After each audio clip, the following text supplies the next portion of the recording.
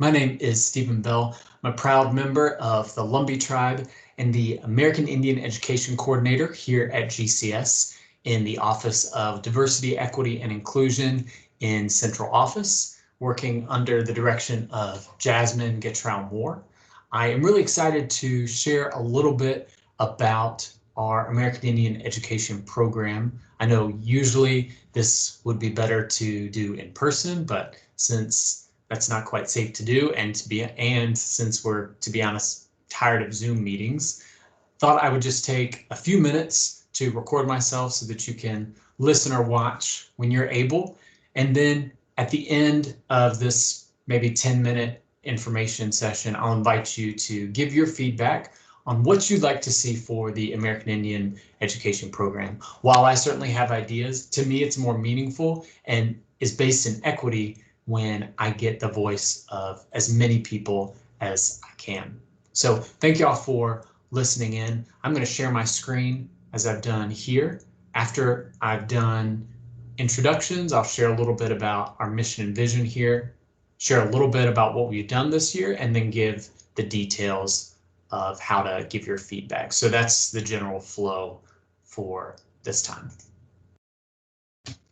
I said, I'm a member of the Lumbee Tribe. There's my contact information there. I come from a long line of educators. My grandparents, Mr. Buddy and Miss Sarah Bell from Pembroke, were both educators. Several of my aunts were educators as well. So I'm blessed to continue in their footsteps. Before coming to this position, I was a middle school teacher. After that, I served as a school social worker and school therapist in Wake County. I grew up here in Guilford County, so I'm excited to be coming home and support our students and support our families in this position. Our mission for AIE is that the AIE program supports our American Indian students to be academically achieving citizens who are prepared to be successful in a globally competitive environment. This is a mission that has been passed on to me from many Indian Ed coordinators before me, from many parents who have advocated and worked to support our American Indian students here at GCS. And though this position has existed for many years, when I stepped into this position, many of our students, many of our families shared with me how often teachers and students would say to them that, oh, we didn't think Native people still existed, or we thought they all lived out on the West Coast or all on reservations. And while that happened to me growing up, I hoped that it would change, but as we know, that's still the case. And so a common phrase that a lot of Native folks say is, we are still here. And so my vision for this year has been, we are still here, elevating the presence, voices, and experiences of American Indian students here at GCS. Knowing that not all Native people, American Indian people, look the same. They don't all dress the same. They don't fit the stereotype that you saw on Pocahontas or Dances with Wolves, right? We are much greater than that stereotype. And so that's been my vision for this year. And I'll share that some more as we get into it. In our program specifically, we have 162 students representing 32 tribes. We certainly have many more American Indian students here at GCS.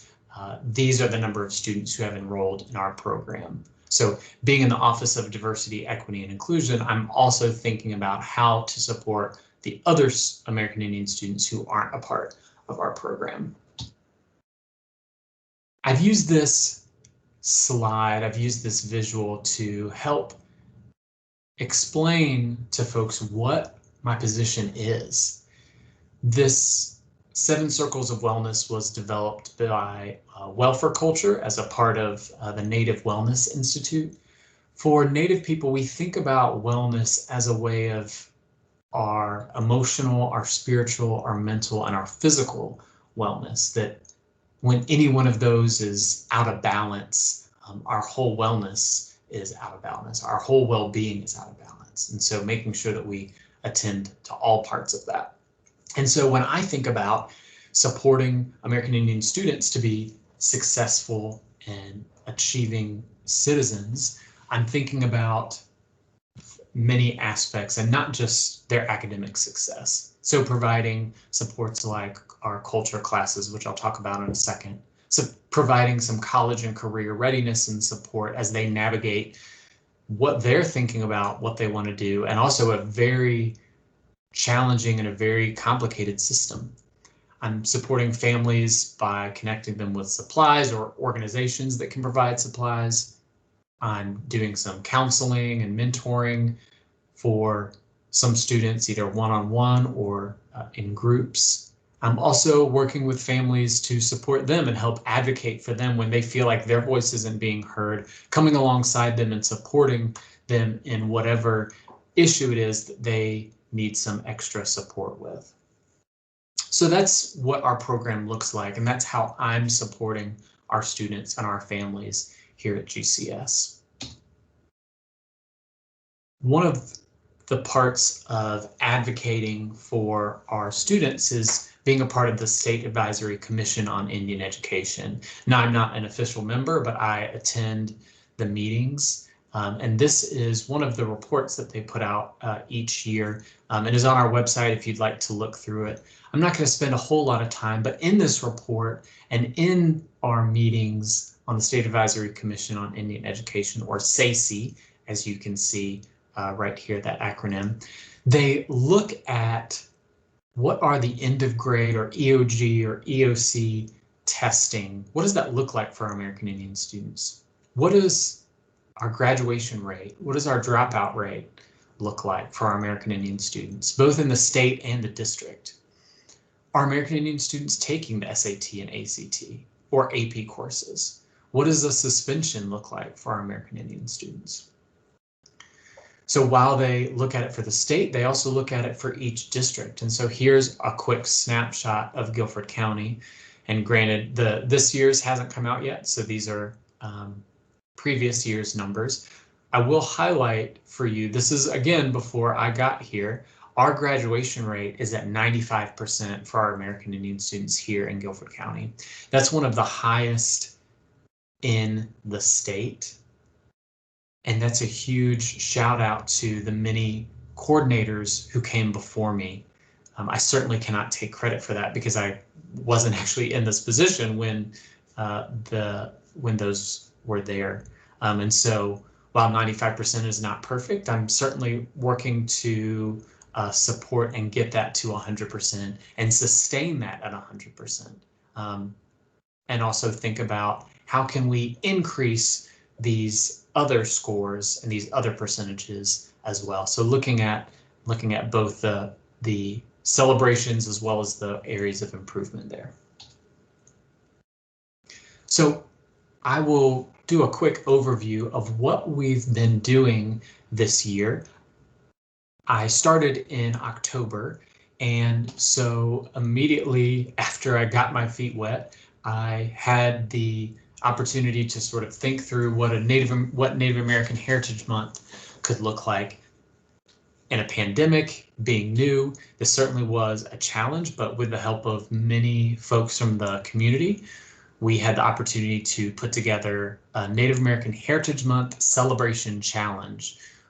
When you think about Native American culture, oftentimes what's just focused on is the Trail of Tears, genocide, Native slavery, boarding schools. And while those are certainly important to discuss because they're often just glazed over, there's lots more to Native history and Native culture than just the trauma, right? So thinking about Native literacy and the many different Native authors that we have, thinking about dance and regalia and powwows, thinking about Native languages, Native foods, Native singers, and sports. So each day of the month, it had a different link and a different activity and reflection question to encourage teachers, parents, students, whoever happened to come upon this to learn more about our culture. and think about doing something every day and not just a lesson once in November. I had the opportunity to present to my GCS TV. So this was streamed throughout the entire district on how to celebrate Native American Heritage Month throughout the school year. I also had the opportunity to attend a couple virtual sessions with different schools and meetings. Here I am with 2 different 8th grade teachers and got to present to their 8th grade class. We've had 2 culture nights so far. The first in January, we had a virtual movie night to watch Gather, focused on traditional Native foodways.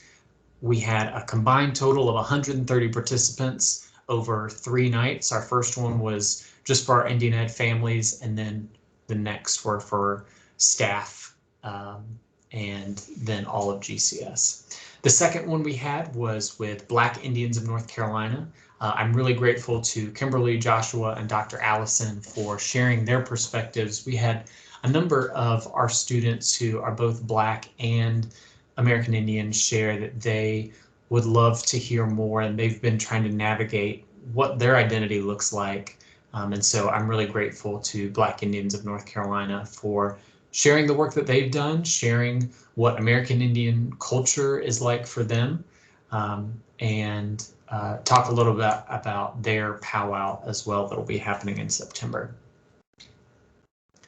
We've also been engaging in social media quite a bit. I started an Instagram. I'm sharing our links right here. Here you see an example of Miss Shalina Chavis. She's from the Lumbee tribe and an assistant principal at Sumner. She shared a little bit about her story and some pictures of herself.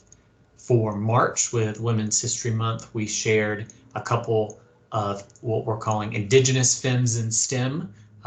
STEM stands for Science, Technology, Engineering, and Mathematics. So I wanted to highlight again that we're still here, that we break outside of the stereotype. We all look different, and we have really incredible different fields that we're coming from.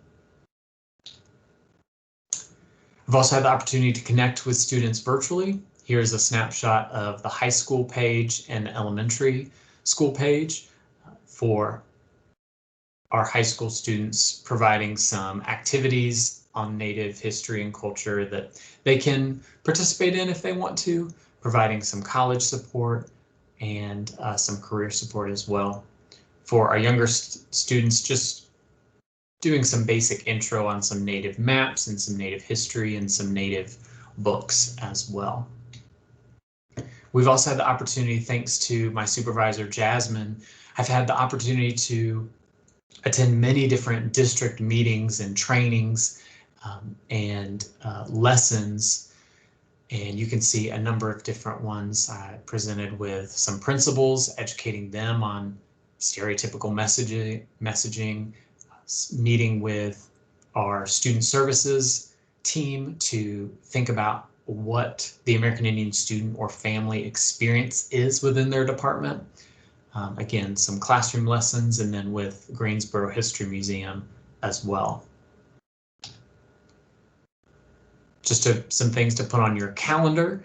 April 28th, we will have another culture night with the Dr. Brittany Hunt, where she will share a little bit about history and connection to Missing and Murdered Indigenous Women. She is a co-host for a podcast called the Red Justice Podcast, which, with a trigger warning, highly recommend, focused on missing and murdered Indigenous women.